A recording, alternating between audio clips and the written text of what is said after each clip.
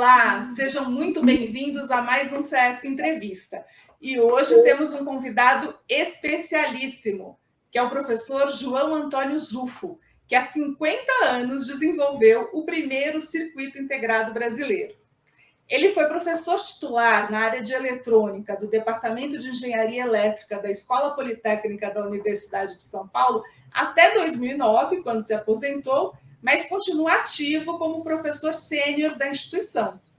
Entre as suas contribuições à pesquisa e desenvolvimento nesse setor está a fundação do Laboratório de Microeletrônica da USP em 1970, e ele criou também, em 75, o Laboratório de Sistemas Integráveis.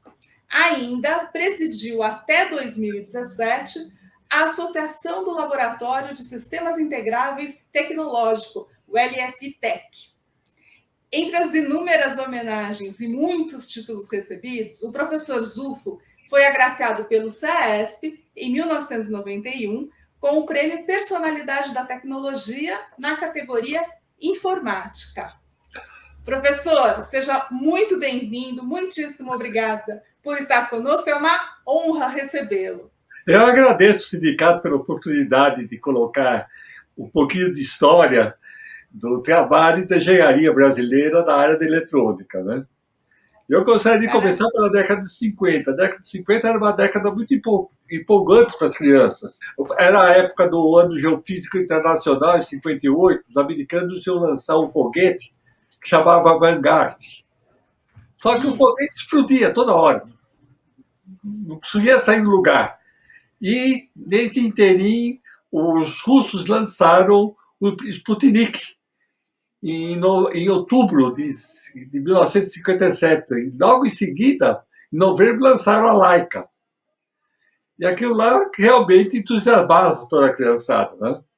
Então, eu prestei concurso da Escola Politécnica, entrei em 1959, né?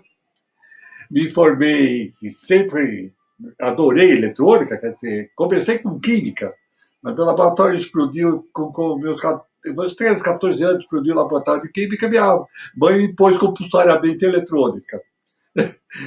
Foi quando eu comecei a cursar na eletrônica, desde jovem, né? Entrei na Politécnica, fiz o curso de eletrônica politécnica e comecei a trabalhar numa empresa. Você veja como o Brasil perdeu o pé. Naquela época, essa empresa desenvolvia instrumentação para engenharia, para a parte de medicina nuclear e medidas na área de engenharia nuclear.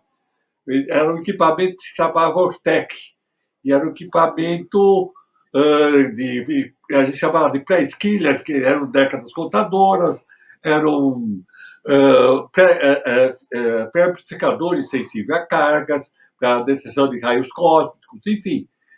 Foi todo esse desenvolvimento. E dessa empresa eu aprendi muito, tive uma experiência muito importante numa eletrônica diferente, que era uma eletrônica voltada para a energia nuclear, que exigia os projetos especiais da área de transistores. Eu aprendi muita coisa dessa empresa.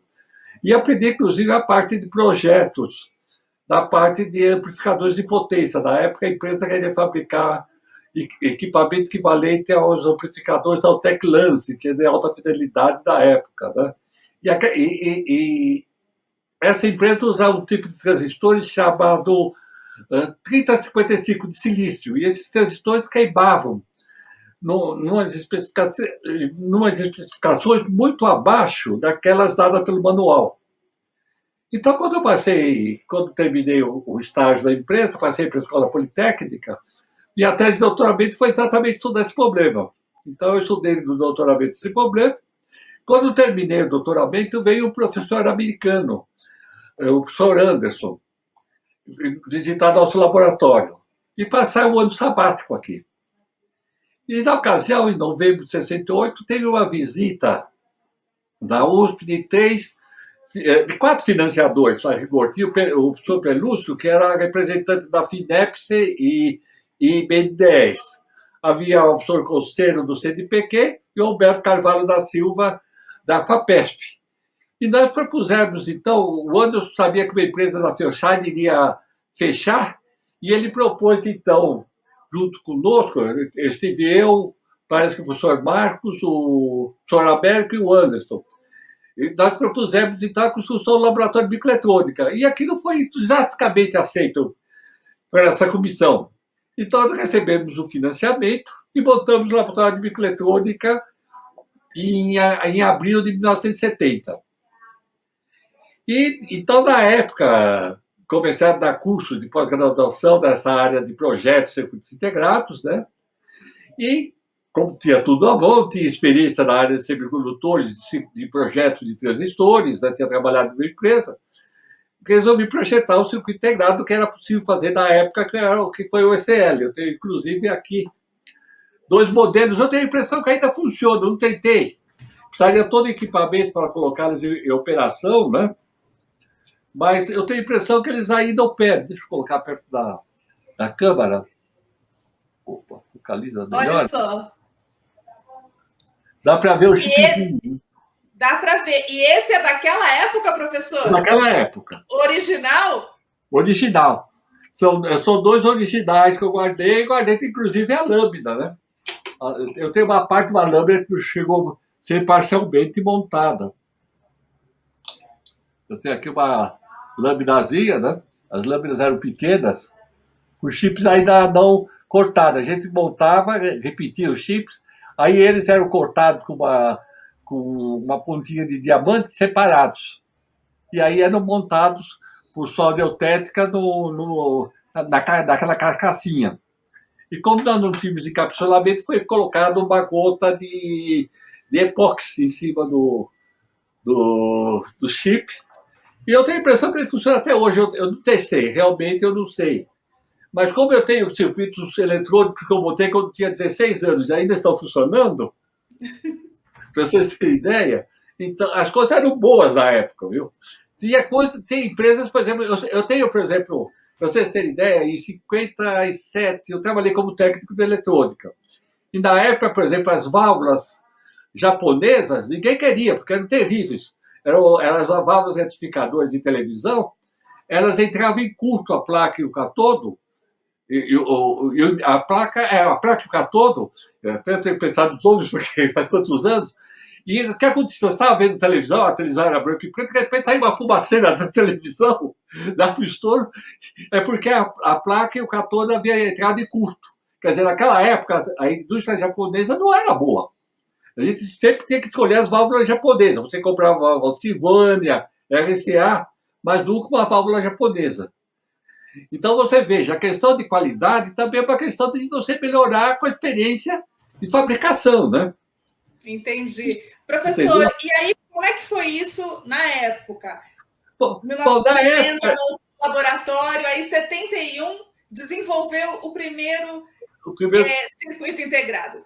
Como foi isso? O que isso representou para a engenharia nacional, para a tecnologia? Eu acho que era importante pelo seguinte: o primeiro circuito integrado americano tinha sido feito de forma um pouco mais rudimentar do que esse, não era nem essa tecnologia, tinha sido apenas 12 anos antes. Os Jacques Kilby fizeram o primeiro circuito integrado em 1959, para você ter ideia.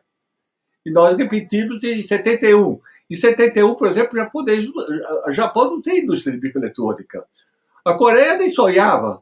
Eu me lembro os orientais fotografando a fábrica da Philco Ford, que depois passou para a Itautec, aí no Tautuapé, em 1950, exatamente 1967, 66, 67, para você ter ideia. Antes já fabricavam semicondutores aí no Tautuapé. E vinham os orientais fotografarem os processos de fabricação deles. Então, no Brasil...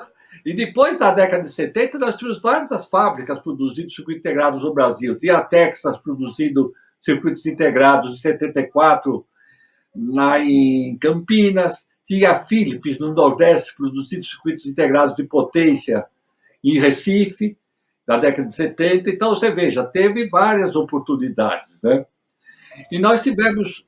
Isso decorreu toda a década de 70, trabalhando nessa parte. Em 74 eu fundei o LSI Tech, o LSI USP, né?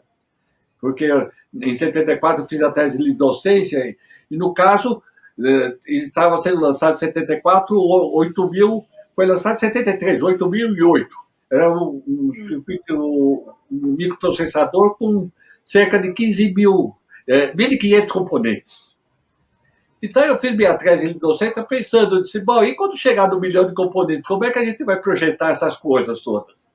Então, eu já pensei na tese de docência em um sistema que poderia ser expandido para milhões de componentes. Esse passo dado e o LSI criado, o que a gente passaria a ser capaz de fazer com esse caminho aberto? Na época, nós tínhamos financiamento à vontade para pesquisa, principalmente na área de tecnologia. Foi uma década muito rica em financiamentos, tanto que foi montado o laboratório de microeletrônica da USP, depois nós tivemos financiamento para montar o laboratório do LSI-USP, que era para fazer circuitos integrados de múltiplas camadas. Essa ideia, por exemplo, de múltiplas camadas, eu tinha lido um artigo em 66, depois não se falava nada. Eu achei que a razão de não se falar a respeito disso era a razão militar. Então, eu resolvi montar um laboratório que pudesse montar esse tipo de circuito integrado. E por isso foi montado o laboratório de microeletrônica do LSI em 82, mais ou menos, foi inaugurado. E na época nós tivemos um projeto muito importante da área industrial. Aliás, tivemos três projetos, aliás, 4 projetos. Nós tivemos tivemos um projeto de uma empresa que chamava LAP, teve um projeto de uma empresa que agora me falha o nome, que já fazia a difusão de circuitos integrados em Belo Horizonte, em Contagem, Belo Horizonte, né? Nós tivemos uma empresa na década de 70 que fabricava circuitos transistores, que acabou falindo em 78. Mas a grande importância foi o projeto que eu vejo do Itautec. O Grupo Itaú apresentou um projeto, o doutor Olavo Setúbal, que previa 2.000 doutores PhDs no ano de 90. Isso foi apresentado em 81. E o que o Grupo Itaú falou era o seguinte para o governo: olha, nós vamos montar uma empresa, nós vamos ter prejuízo durante 10 anos. A proposta do Itaú é a seguinte: nós queremos abater o prejuízo da empresa no lucro do holding do Grupo Itaú. E, na época, o ministro do Planejamento aceitou. Isso é triste, viu? Nós podíamos ter algo maior que a Samsung se tivesse sido aceito esse projeto. Seria a fabricação de circuitos integrados sofisticados, né? Que daria para depois fabricar computadores. Agora, o que aconteceu? No início da década de 80, começaram a sair os microprocessadores mais sofisticados. Começaram a sair uma linha de microprocessadores chamado 68020, da Motorola, que era de 32 bits. Então, em nível planetário, começou a surgir a ideia de se fazer supercomputadores, não com uma super tecnologia, como usava a Cray na época, que custava 15 a 30 milhões de dólares um supercomputador, mas sim resolver o problema com um montão de microprocessadores pequenos, de 32 bits. O pessoal fala, substituir um elefante por um exército de formiguinhas. Aí, então, no LSI, nós entramos também nessa área.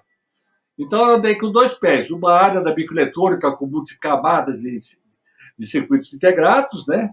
E noutra área de projeto de supercomputadores baseado em microprocessadores, em multiprocessamento. E nós trabalhamos toda a década de 80 nessa área, inclusive em áreas paralelas, desenvolvendo, por exemplo, a parte de instrumentação eletrônica. Infelizmente, nunca deu certo a passagem. Por exemplo, nós fizemos uma licitação de passagem de equipamento eletrônico para a Daruma. E a Daruma venceu isso em 87, 88. Mas a Daruma acabou falindo. Realmente, a indústria nunca teve apoio que deveria ter aqui no Brasil.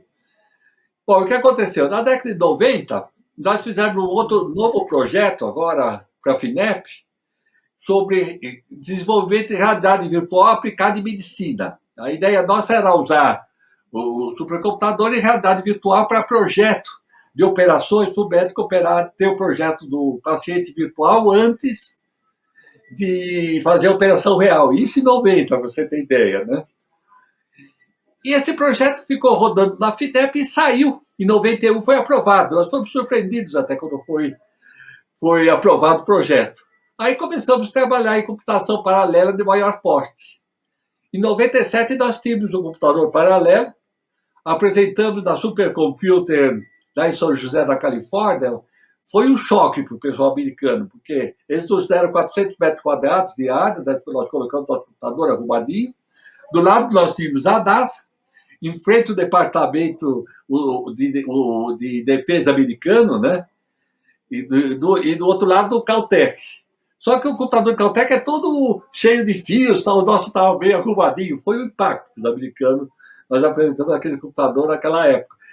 Inclusive, para você ver a importância que o Brasil dá para isso, que o vídeo dessa conferência eu emprestei para uma emissora de TV. Mas, na época, ao invés de colocar isso no ar, teve uma questão de uma macaca que caía, o companheiro ia nadando para uma ilha. Eles puseram nossa reportagem de lá, deram preferência a buscar o macaco. A traição do macaco. Então, você veja, um problema de tecnologia também é uma questão, digamos, de cultura. Mas tudo bem, nós terminamos esse computador, passamos para a indústria, quem ganhou foi a Elebra, Sistema de Defesa. Mas a Elebra faliu. Aí foi feita uma nova licitação, quem ganhou foi a Itautec. E a Itautec começou a fabricar essas máquinas, fabricou durante 4, 5 anos, depois colocou várias máquinas dessas no mercado, supercomputador com processamento paralelo, né? E quando chegou em 98, aí chegou a época, nós tínhamos já consolidado a parte de computador que a gente chama de number crunch, que é de fazer cálculo pesado. A gente, bom, então agora implementar a parte de realidade virtual, dentro do projeto que a FINEP tinha financiado. Aí fomos comprar a parte de realidade virtual, só que o computador de acionamento da realidade virtual, que era fabricado pela Silicon Graphics na época, eles pediram $1,5 milhão de dólares. E eu tinha só $150 mil para terminar a realidade virtual. Então nós fizemos a sala toda especial, né? E disse, olha, nós fizemos um computador paralelo em number crunch. Vamos tentar fazer o gráfico? Aí o Marcelo entrou no projeto desse computador gráfico e teve sucesso.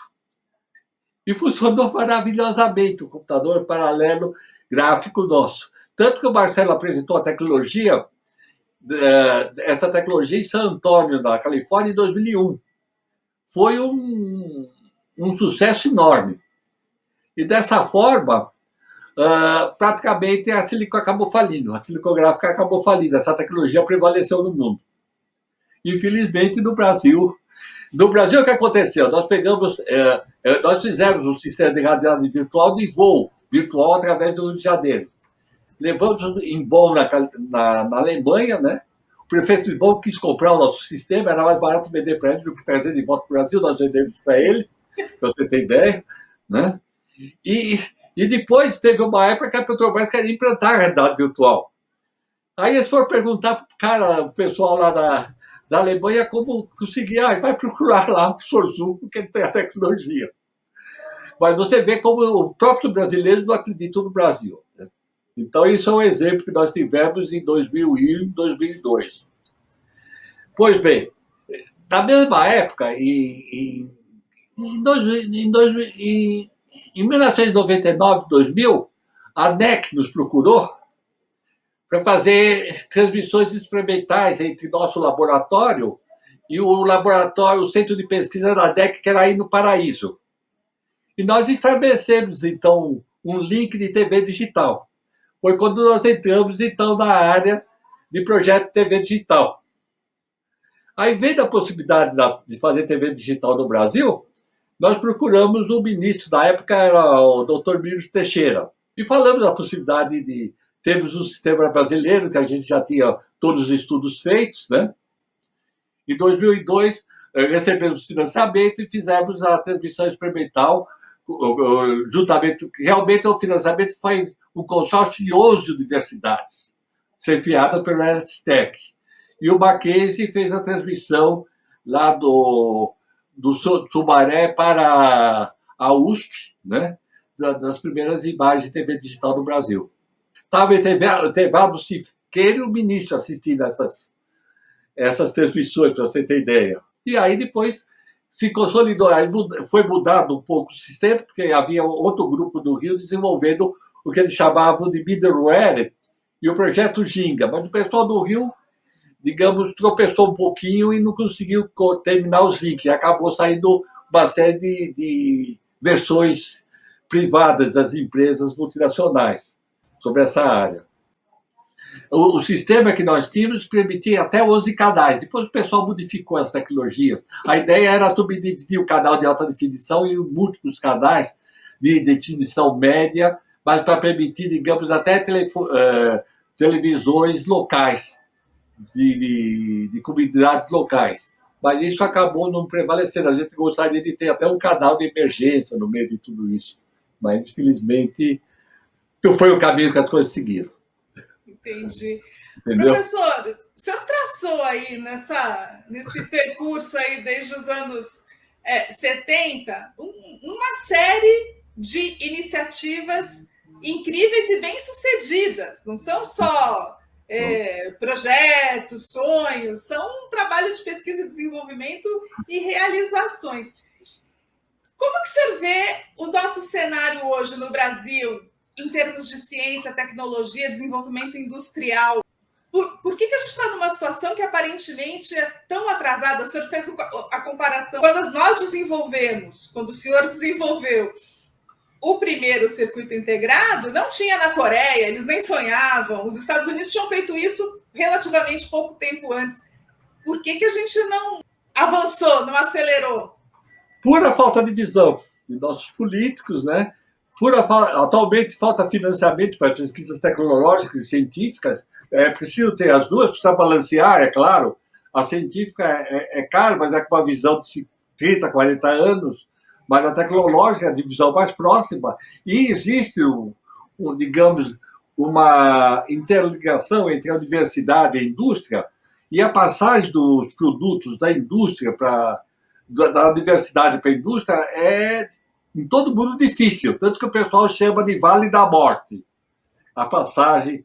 Então, realmente, precisa ter um acoplamento bastante estreito entre a universidade e a indústria. Foi a ideia do LS-Tech, do LS-USP, do LS-Tech, foi exatamente essa. Foi exatamente estabelecer essa ponte, de maneira que você pudesse passar o que fosse feito na universidade para a indústria.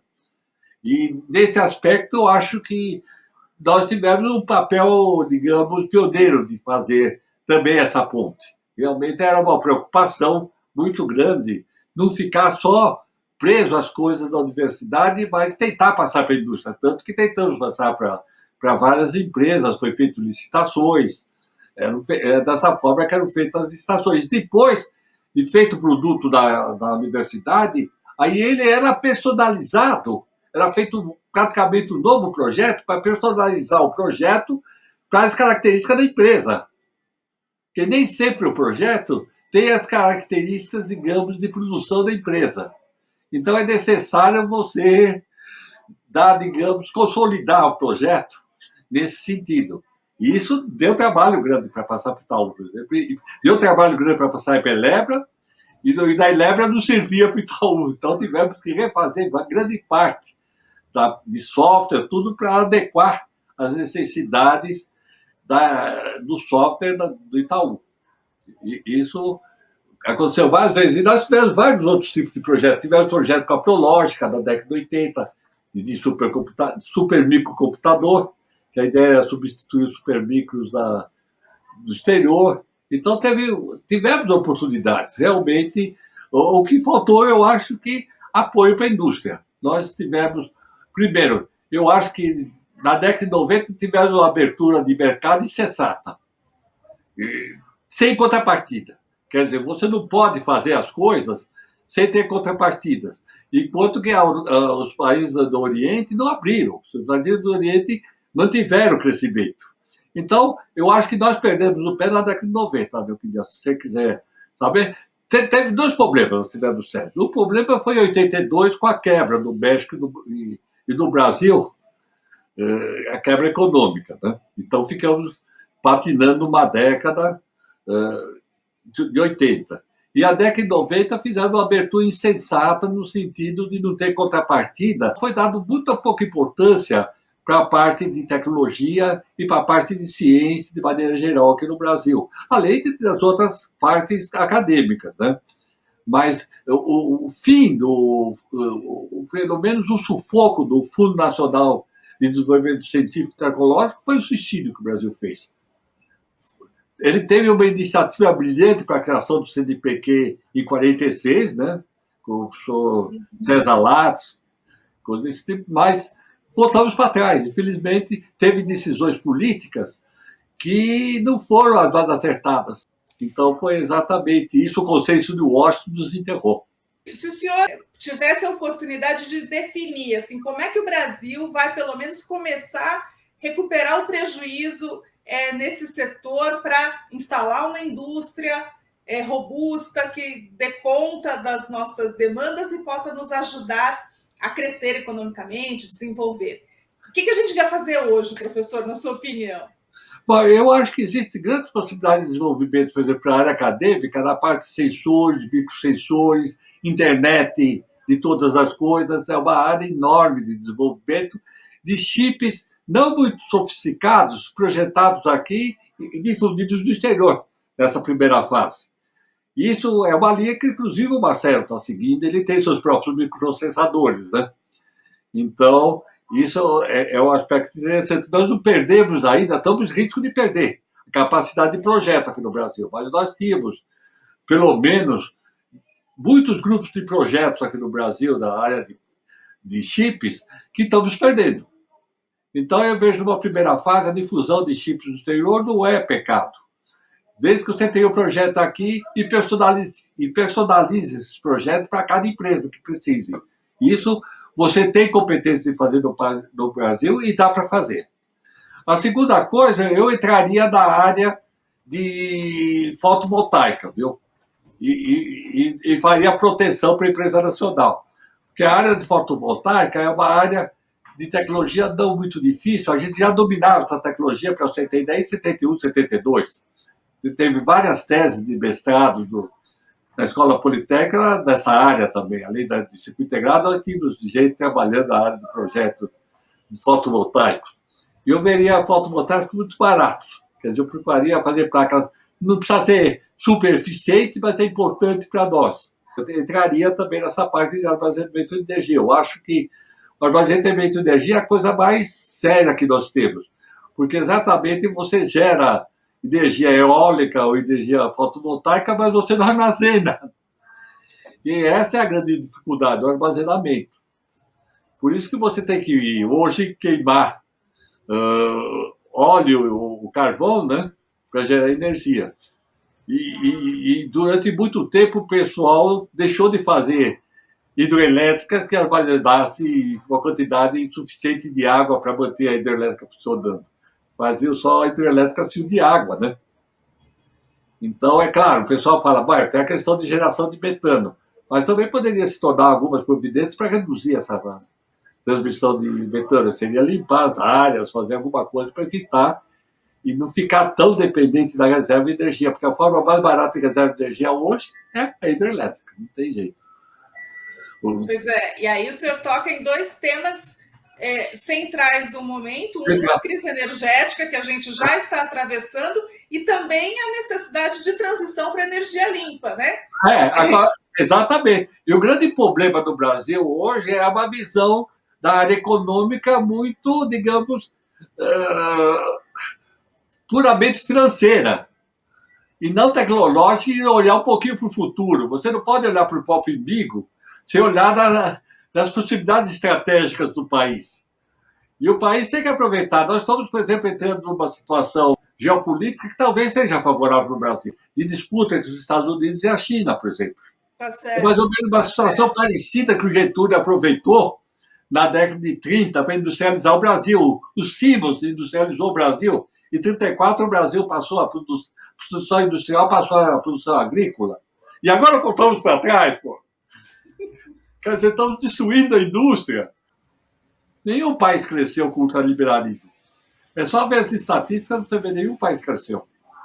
Você cresce controlando as coisas de forma razoável, incentivando as empresas nacionais a crescerem e priorizando essas empresas nacionais e não cobrando impostos e matando as empresas do seu nascimento. Né?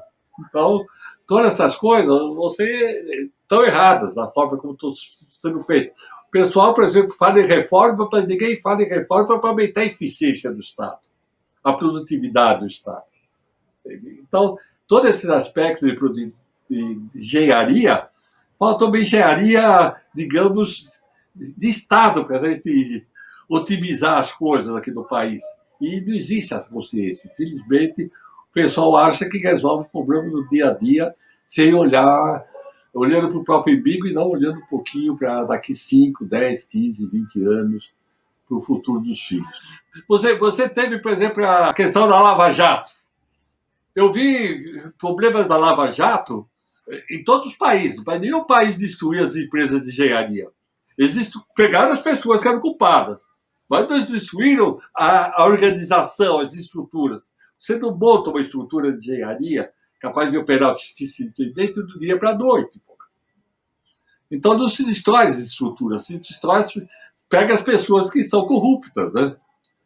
Em nenhum país, eu não vi nenhum país destruir suas empresas de engenharia. Quando faz isso, é uma ação suicida. Simplesmente isso, na minha opinião. Isso não quer dizer que eu defendo os corruptos, não. Mas você tem que pegar os culpados. A culpada não é a pessoa jurídica, eram as pessoas físicas que estavam lá dentro. Então, eu tive que fazer intervenções, ou nacionais, ou pegando objetivos internacionais, sei lá. Mas não podia destruir a estrutura que estava montada. Quer dizer, a estrutura, para você montar, não é do dia para a noite. Você leva 50 anos para montar uma estrutura de engenharia que funcione. Né? E nós tínhamos empresas de engenharia e fazer inveja no mundo todo. Né? Inclusive disputando mercados. Exatamente. Pelo mundo, exatamente. Né? Então, é loucura você fazer essa destruição sem ter contrapartida. Né? Então, parece que as coisas aqui no Brasil não custam nada. As estruturas, você montar equipe de engenharia não custa nada, você entendeu? Eu soube da desmontagem lá do Sul. Pô, o pessoal é como se não custasse nada a equipe de engenharia. Pô, vê alguma coisa que substitua, né? Ou intervenha, faça alguma coisa. É muito simples você fechar, viu? O senhor se refere ao CEITEC. Fechar as coisas. Eles podiam ser ineficientes, sem dúvida. Mas aí foi um problema de estratégia de desenvolvimento e não a estrutura em si. A estrutura tinha que ser mantida. Então, quando o pessoal destrói estruturas e perde equipes de engenharia, é suicídio. É suicídio. O país está perdendo bilhões, porque você pode quebrar a instrumentação, mas cérebros você não constrói de uma hora para outra. Você não obtém de uma hora para outra. Ou seja, se há corrupção em algum lugar, investigue e puna os indivíduos responsáveis pela corrupção. Se há ineficiência, trabalha para aprimorar e não para destruir o que já existe. Exatamente. Não, veja o que está acontecendo com a ciência nacional, com a parte de biologia. Nós sempre fomos primeira linha na área de biologia. E uma falta de verba absurda está matando a área biológica do Brasil. A Embrapa é um exemplo para o mundo todo. Pelo amor de Deus. Não pode permitir faltar recursos, mesmo a parte de pesquisa, da parte de vacinas, coisas desse tipo. Entende? A prioridade tinha que ser as coisas feitas aqui. E o pessoal esquece.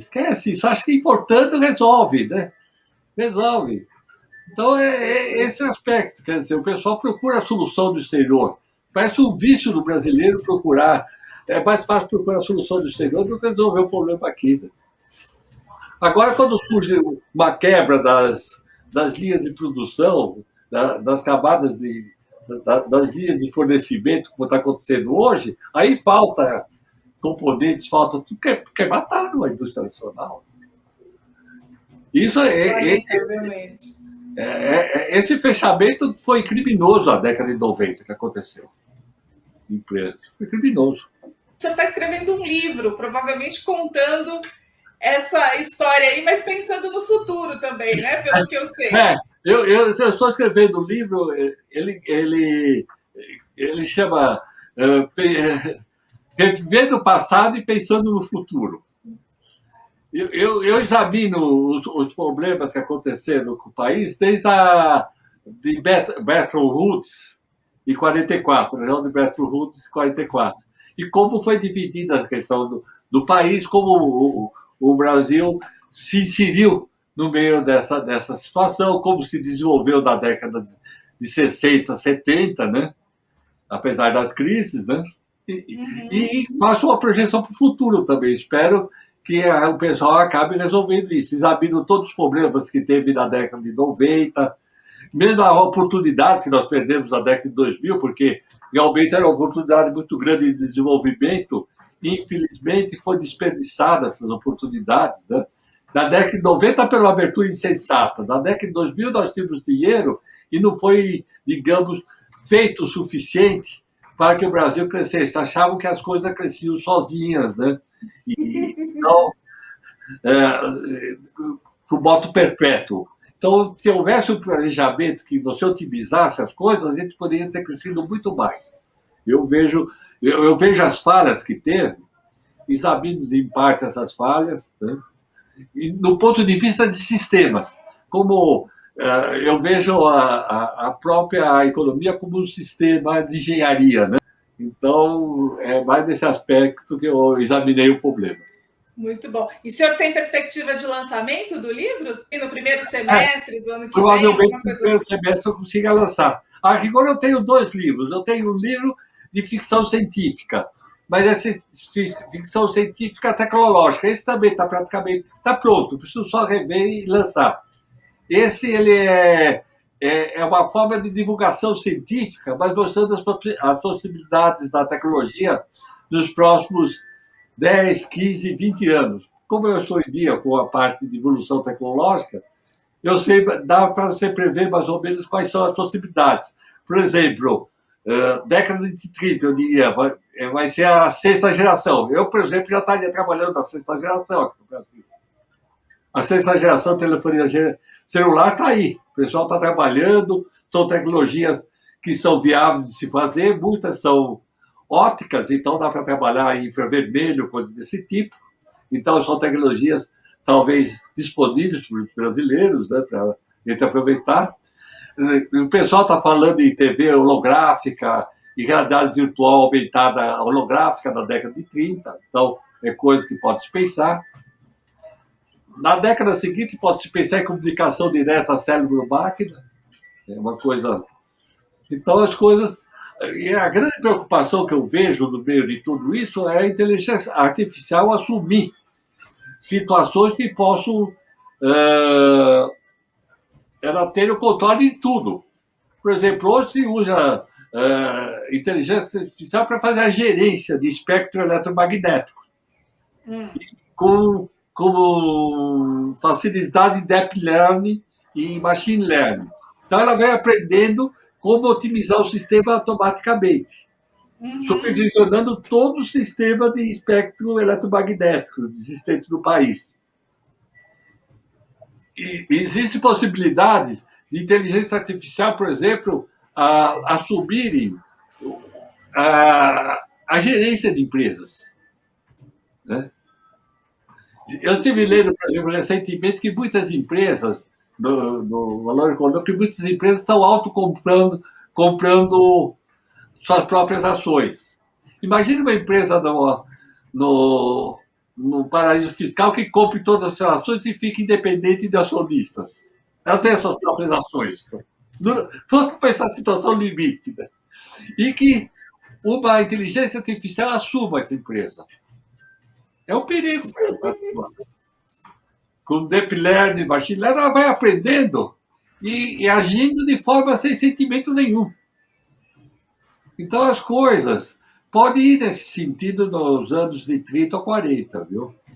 É por isso que muitos tecnólogos disseram que o maior perigo talvez seja a inteligência artificial em futuro não muito distante, viu, para a humanidade. e vão acontecer. Quer dizer, os carros, por exemplo, autônomos estão aí, é questão de anos estarem nas ruas. Robôs autônomos, logo teremos em casa.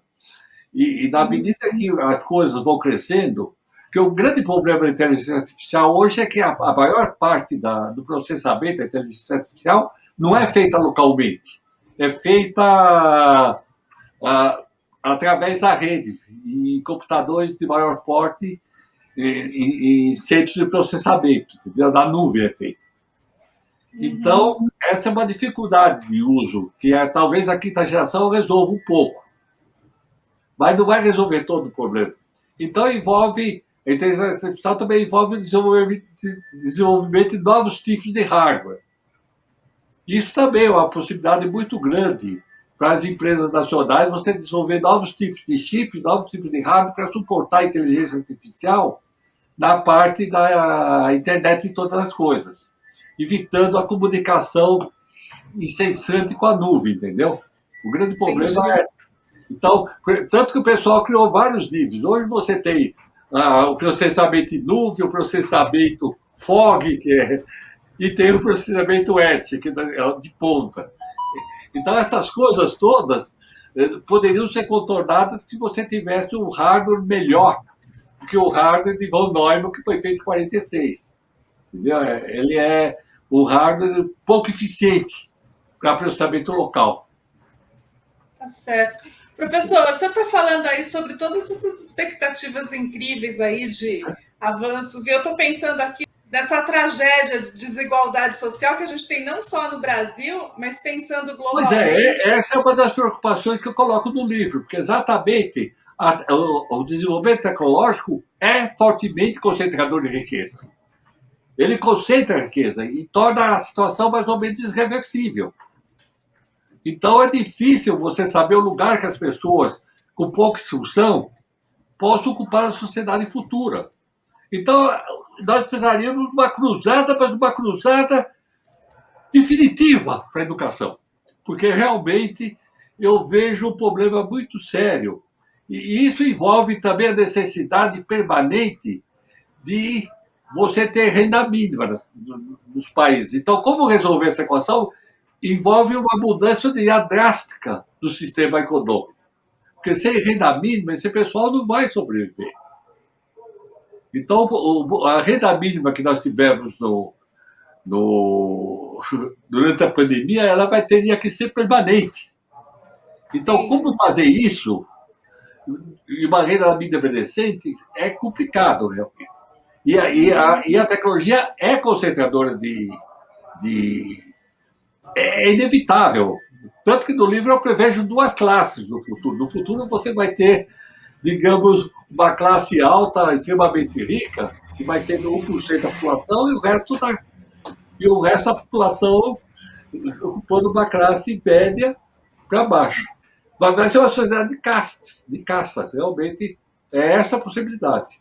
Se deixar a coisa seguir. Se deixar a coisa seguir. Rumo, e cabe a nós trabalhar para transformar, né?